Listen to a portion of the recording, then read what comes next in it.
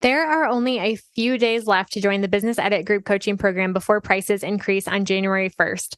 If you're a service provider who's feeling overwhelmed, overworked, and underpaid, don't let another year go by staying stuck. If you want this to be the year that you finally build the business of your dreams, one that lights you up, doubles your revenue, and allows you to work part-time hours, now is the time to join. In this program, you'll follow my signature 5-step method for building a productive and profitable business.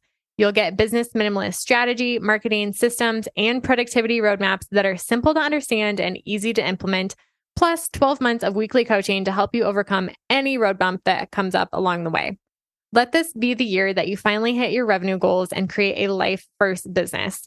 Join me inside the Business Edit at www.jadeboyd.co/coaching and get my step-by-step blueprint with everything you need to build your dream business in 2024. Again, the early sign-up pricing ends on December 31st, and the program will officially kick off on January 2nd. So don't wait. If this sounds appealing to you, but you're not sure if it's the right fit, feel free to DM me on Instagram and we can chat. My only goal here is to help you make the right decision for you and your business. And you can find me on Instagram at jadeboyd.co. Now back to the show. So a 2019 study by Google found that keeping track of passwords is a source of frustration for the majority of Americans. 3 in 4 respondents, 75%, said that they struggle with passwords. According to another Google survey, fewer than half of Americans say that they would change an online account password if they discovered it had been breached. I think this just shows how stressful and time-consuming things to do with password management can be. To say that people who know that they've had a data breach, that somebody else has their information, and that many people would not go through the time and effort to change it, shows me that there is a reason for that procrastination. There is some feeling of stress or anxiety or like helplessness that's tied to the ability to protect your data and manage passwords. Welcome to the Business Minimalist Podcast, a podcast about redefining productivity for the modern woman in business and finding ways to work smarter, not harder, in business and life. I'm your host, Jade Boyd. I'm an MBA, business strategist, and mentor who helps overwhelmed business owners simplify and scale their service-based businesses with strategy and systems. On this podcast, we'll explore simple ways to earn more while working less. If you're ready to scale your business, bring order to chaos, ditch the busy work, and make space for what really matters, you've come to the right place. Welcome to the Business Minimalist Podcast. What's the one routine that keeps me productive? It's actually super simple. Each week, I cozy up with my laptop and coffee, reflect on my week, and make a plan to get 1% better next week. It may even sound too simple, but small progress adds up over time, and tallying up all those small wins keeps me motivated during the not so glamorous seasons in my business. And you can grab the exact checklist I go through each week for free using the link in the show notes or visiting www.jadeboyd.co/weekly-review-checklist. In just 30 minutes a week, this one simple routine can help you build a more productive business. Trust me, just download the checklist in the show notes and give it a try today. When it comes to productivity, we know that the things that really overwhelm us and cause us to become anxious can easily lead to paralysis and just doing nothing. It's hard to move forward on a project or a task when just thinking about it fills you with dread. I'm sure you felt this way about certain things on your to-do list or even feeling that today. So today I'm talking about a time-saving app that 75% of you don't have. It's an app that could not only save you time on a day-to-day basis, but will also protect your business from a serious data breach, like someone hacking your Instagram account, for example, which I'm sure you've heard the horror stories, which could potentially set your business back by years of your invested time and effort. So today we're talking about the easiest and most affordable productivity app for business owners, a password manager. Now, managing passwords can be really time-consuming and stressful, but the solution to all the problems that come with password management is actually super simple and affordable. And yet recently I learned that only 24% of people are actually using a password manager, which blew my mind and is why I'm showing up to talk about it in this episode.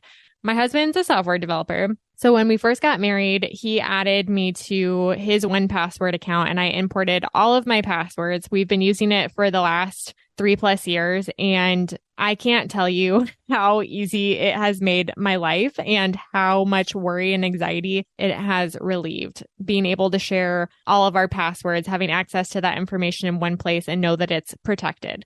So today, here's what we're going to talk about. First, I want to share some information about password managers, what the stats can tell us about the importance of protecting your passwords. Second, I'm going to share kind of the ins and outs of why I love 1Password for my password manager, some other options you might consider, and the various ways that it's been helpful for my business, but also for my personal life and how much it costs. Spoiler, it's super affordable. And third, I'm going to share some simple rules that you're going to want to follow no matter what, whether you use a password manager or not, in order to protect your business and manage and organize your passwords well so that they're not leading you to that anxious avoiding task because you don't know where your login is, or it's not putting your business at risk from a data security standpoint.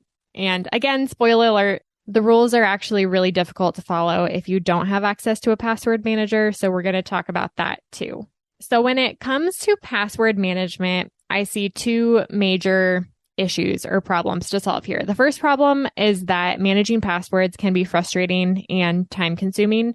And the second problem is that it poses a data security risk if you're not able to manage and organize those passwords well. So we're going to go into some stats that show just how huge these two problems are when it comes to password management. So if you're listening to this episode and feeling behind the curve when it comes to managing passwords and being tech savvy and all those things, know that you're not alone. And the majority of people are in this same place. And when I research some of these stats, I'll link the sources in the show notes, but they're astounding. And I just had to share them with you today because it blows my mind. And again, I was not using a password manager and I was committing every error in the book up until 3 years ago when my husband converted me to 1Password. So know that I've made all of these mistakes too. And we're just here to learn and figure out how to better manage our passwords and save ourselves some time today. So the first problem, managing passwords, is frustrating and time consuming. So a 2019 study by Google found that keeping track of passwords is a source of frustration for the majority of Americans. 3 in 4 respondents, 75%, said that they struggle with passwords. According to another Google survey, fewer than half of Americans say that they would change an online account password if they discovered it had been breached. I think this just shows how stressful and time-consuming things to do with password management can be. To say that people who know that they've had a data breach, that somebody else has their information, and that many people would not go through the time and effort to change it, shows me that there is a reason for that procrastination. There is some feeling of stress or anxiety or like helplessness that's tied to the ability to protect your data and manage passwords. And I think that is what this data is telling me. And that's what I read into it when I see these statistics. Another thing that Caleb sent me a few months ago, randomly, he'll send me these various articles when it comes to like data security or like interesting things about tech that he thinks that I will also find interesting. And I shared this on Instagram recently and asked people how they manage passwords and if they have a system for managing passwords or if they have no system at all. And in line with these statistics, my Instagram following kind of duplicated these statistics to show that the majority of people did not have any way to manage their passwords. But the chart that I shared was this chart that showed, based on how many characters are in your password, how quickly a machine can guess your password. Because obviously the less characters you have, like if you have 5 characters for your password, there's only so many combinations of 5 characters. So it doesn't take that long for a computer to guess all of those combinations. But a 12-character password takes 62 trillion times longer to crack than a 6-character password, was one stat that I stumbled across. And that's kind of like the threshold, a 12-character password. And I don't know about you, but memorizing 12-character passwords that are secure can be kind of stressful, which is why another stat shows that more than half of users would prefer an alternative method to passwords. Like, who wouldn't? That's why we love the face recognition on our iPhones. That's why we love like the fingerprint passcode on our computers, because it makes it so much easier to log in without having to think about what our password is or the stress of what if we lose it, how to manage it, should we write it down, but that's not secure. So alternatives to passwords obviously we're all looking for something easier because this problem is time consuming and frustrating. And then let's talk about how many passwords we actually need. So there was another report by HYPR that showed 37% of people have more than 20 passwords for their personal life, and 19% also have more than 10 passwords for their work life. And those are kind of like janky statistics that don't line up. Like 37% have 20 passwords, 19% have 10 passwords for business. It's kind of hard to sum up what that actually means on a wider basis.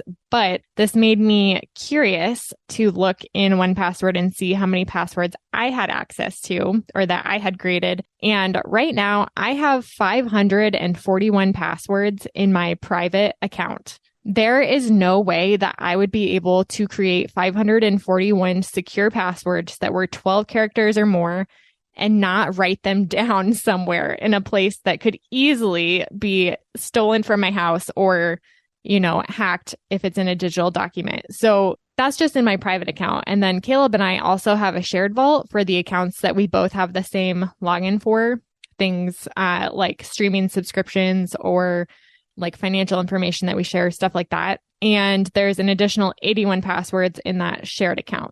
And if you think about it, for your business, you probably have a lot of different passwords. And we're going to go through the stats in data security next, because I think the stress and the time consuming nature of managing this many passwords makes us take shortcuts that then create data security risks when it comes to your business, when it comes to your accounts, your financial information.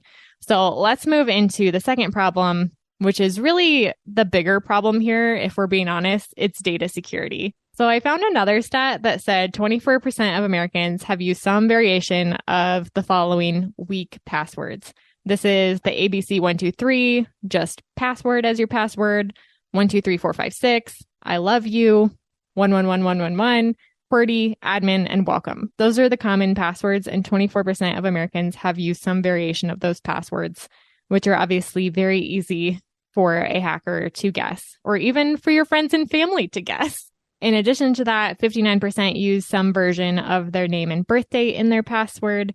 And another Google study showed that 13% of people reuse the same password across all of their accounts, and 52% use the same password for multiple, but not all of their accounts, which again shows that if you're using one password that is easy to remember, it compromises your login information because it would be very easy to hack the rest of your accounts and financial information if somebody is able to crack just that one.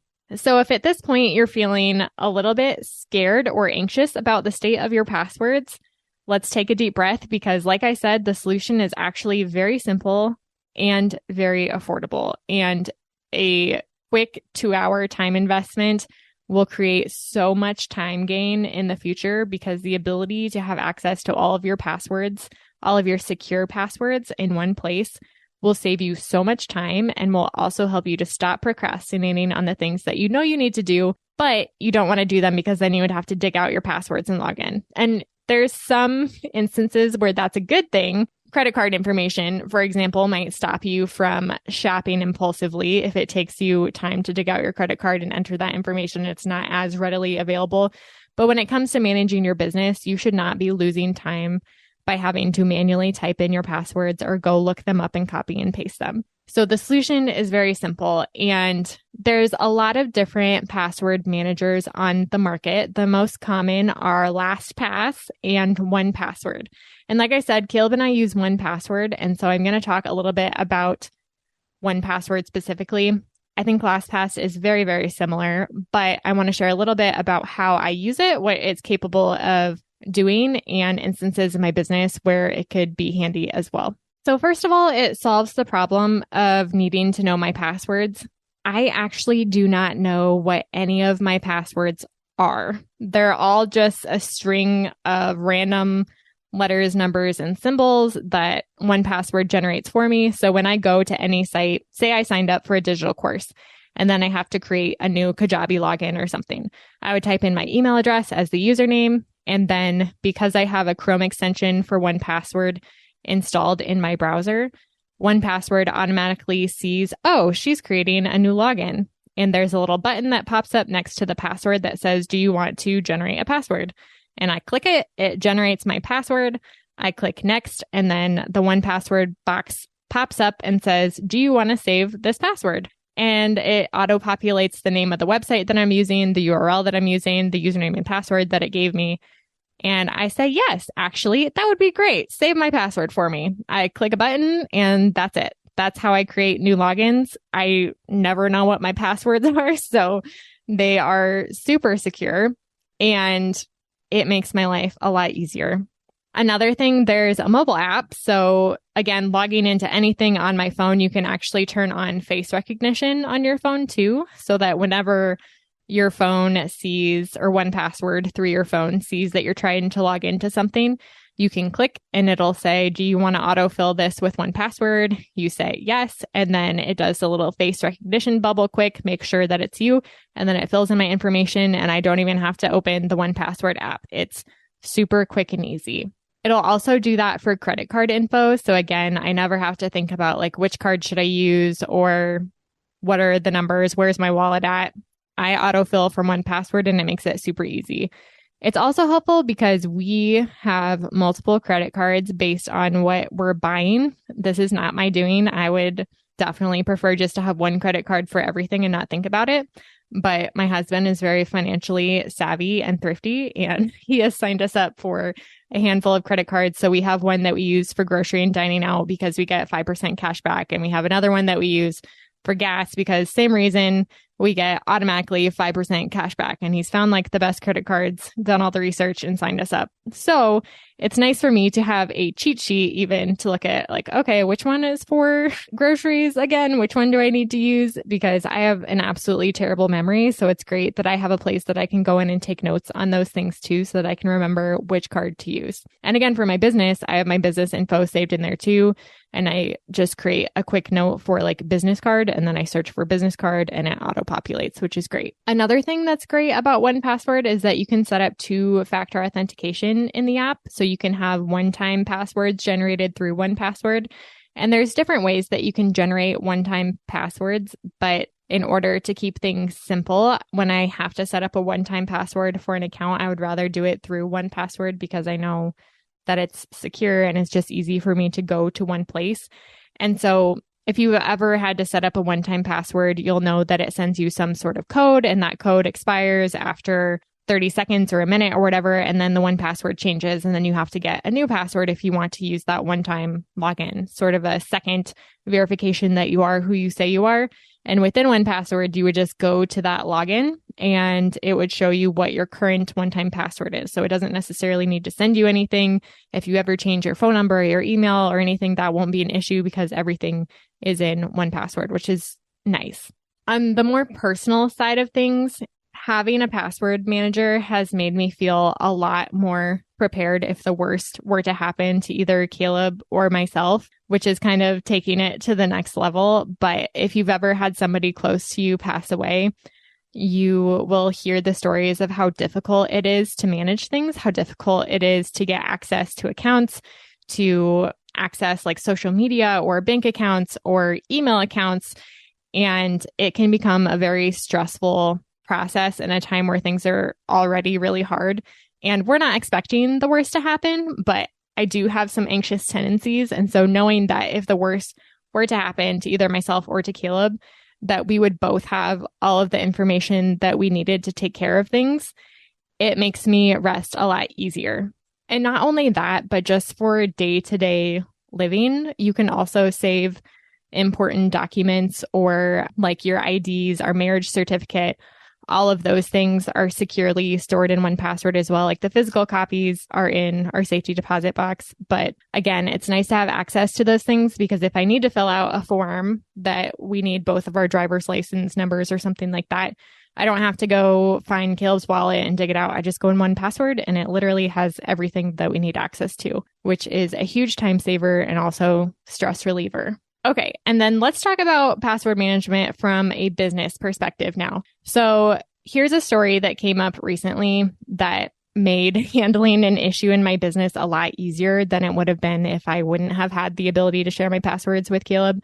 So randomly, I was making an update to my website and then I go to view the live version. And for some reason, my IP address was blocked. So I couldn't view my own site. Like anybody on my IP address would not have access to view my own site. And this was an issue in the back end. I should be able to understand it, but if I'm being honest, I don't. And my husband's a software developer, so I don't have to understand those things. And the less I can be responsible for knowing, the better. Because as you know, as a business owner, you're kind of forced to be a jack of all trades. And it's not always the most fun thing, especially when things pile up and that learning curve, there's only so many learning curves you can go through in one season. And this is a season of a lot of learning curves for me. So it's really nice that I can just share my Show It password with Caleb and say, hey, here's a screenshot of what's happening. Can you please tell them to fix this or solve it? And Show It is a great platform. I recommend it to everybody. Their customer service is amazing. But Caleb knew exactly what words to use, exactly what to ask them to change so that the problem was fixed quickly. And within 10 minutes, he messaged them, told them exactly what was happening. They knew what was happening. They fixed it and it was done. And I didn't have to do anything because Caleb had my password. He could log in to Show It as me, communicate what needed to be communicated. No explanation of like, oh, this is my wife's site, but that maybe would not have gone over well. So he basically just pretended to be me and it was all fixed for me and it was wonderful. And I'm sure there's other instances in your business where you might be going into software to fix issues simply because you're the only one who has access to your password and it's not worth it for you to share that password with somebody else in order to get the problem fixed. But if there are people on your team who can solve issues on your behalf and they only need access to your password, I think LastPass has this option too. I'm almost 100% certain it does, but within 1Password, you can share your passwords with people outside of your organization. So for example, if there was somebody on my team who I wanted to solve this problem instead, I could give them a limited 7-day access to use this password and they could log in and pretend that they were me and solve this problem for me as well. And of course, if you want people to have ongoing access to your passwords, you can always set up one of those shared vaults that Caleb and I have. So we have our separate vaults where we have our own private passwords, things that we don't need to share access to. Like, for example, any digital course, I think is a great example because I have so many different logins for digital courses and it doesn't Caleb's never going to need access to those things. So I don't want to clog up his passwords with all of these random logins of mine. And then we have our shared vault, which we have all of the passwords that we both need access to. So if you wanted to create a vault for media managers on your team, for example, and then all of your media passwords would be in that shared vault, then anybody on your team that works in media would have access to that set of passwords. And you can create as many vaults as you need, or even a vault for specific people on your team. It's really easy to create and share passwords on an ongoing basis or a limited basis, which again could save you a lot of time when it comes to outsourcing some of those tasks that you're only doing because it takes more time to teach somebody else how to log in and use the platform than for you to do it yourself. But over time, those things add up, as I'm sure you know. So Caleb and I are on the personal plan, and it's only $4.99 a month for us to use this, which is insane for how much time and stress it saves me on a daily basis. $4.99 is super affordable. It looks like for the business plans right now, it definitely depends on what you're looking for, how big your team is, what you want access to, but it starts at about $20 a month, which again is a really affordable option. LastPass has a free version that you can use, but here's the thing. So I was also looking at Statista, which is a really popular marketing research platform if you're into that sort of thing. But they were showing the most used password managers, and the highest one definitely is LastPass. And I was talking to Caleb about this, and he mentioned that it's because they have that free version, but the company also got bought and has mostly been abandoned, according to Caleb. The free version lost a lot of the features. I was actually talking to somebody on Instagram after I shared that poll and asked about password management. And she said that she uses LastPass for a business, but it's really annoying to her because there's a lot of advertisements that pop up. So that's something to consider. And the reason why the user rate is so high is because of lock-in. So apparently they make it really difficult once you do have your passwords in LastPass to change to another password management platform, which is a great marketing tactic, if you ask me, but also just make sure that that's the platform that you want to go with before you sign up and do your research. Okay. And then to wrap up, I want to share some quick password tips, things that you probably know, but would be a good reminder, things to do, rules to follow when it comes to keeping your passwords secure. So first thing, like we talked about, choose strong passwords, at least 12 characters with a mix of different things, depending on what the platform will allow you to put in terms of like letters, numbers, symbols. Second, like we mentioned, do not reuse the same password or a different version of the same password for different accounts. Use different passwords for every account. Third, we kind of touch on this, but it's a good rule of thumb to never write your passwords down physically. One of my biggest pet peeves as a planner enthusiast is when planner companies put a password page in their journals or in their notebooks or in their planners. Never use that page. Please cross it out and use it for something else, because it is a very bad idea to write down all of your passwords in a physical place, especially in something like a planner where you're taking different places and could leave somewhere. Please do not do that. And if it's a digital planner, even more reason not to do that. One of our friends actually told us, I hope they're not listening to this episode, but he revealed one day that he was storing all of his passwords in a Google spreadsheet. And I think Caleb almost died of shock. Do not save your passwords in a digital format in something like Google Drive either. It's just not a secure place to store your passwords. One other thing I wanted to mention on this from a business perspective, you should also never make your clients or customers write down financial information or other secure information in a contract. There's very specific requirements for software that are storing passwords. There's different data security protocols that they're going through that things like contract managing softwares will not. And I've seen this before, contracts that make you put down your bank account or your credit card information in case there's an extra charge if you like ruin the linens at an event space or something like this. And that's a really bad practice from a business perspective. So if you are collecting information like that, make sure you're using a platform that is secure and able to handle the safe storage of financial information. So from the business perspective, think about that. But from a personal perspective, like for that instance, I used a website called privacy.com. And this is a website that allows you to generate a one-time credit card code, for example, that you can link to your credit card or your bank account. So this is a financial platform. So it's actually doing the processing, but I can add my bank information and credit card information depending. I've used it for business and personal reasons when I wasn't super trustworthy of the site. Like when I ordered the planner samples, for example, it's a legit company, but in the back of my mind, I was like, what if this isn't a legit company?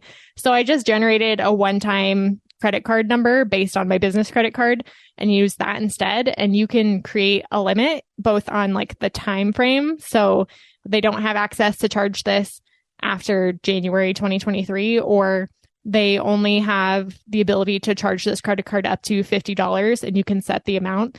But that just gives you a little bit added protection, knowing that if it is not legit, at most I would lose $50 and this number will not even be able to be charged more than that. So if you're in that situation, you can also generate like a one-time code for something like a security deposit or something like that. If somebody is requiring you to put it on their contract and they're not willing to listen to the advice that that's not actually a good practice when it comes to managing financial information, privacy.com is what I would recommend. Okay, last two pieces of advice are: do not share your passwords with others, again, unless you're able to share them in a secure way. And then the last one is to use two-factor authentication wherever possible. And another stat to back this up, multi-factor authentication, which means like two-factor or more than two-factor, basically. Multi-factor authentication will block 99.9% of all attacks. So know that it's probably the best thing that you can do to protect your financial information, whether or not you use a password manager or not. And like financial information and also login information, right? So overall, I hope that this episode has given you something to think about when it comes to saving time and protecting your business by using a password manager. And I hope that you've taken away some interesting information, but also kind of had enough advice here to move forward with choosing a password manager and setting this up for yourself. I guarantee that it's going to instantly make you less stressed and save you time this week if you're able to set one up.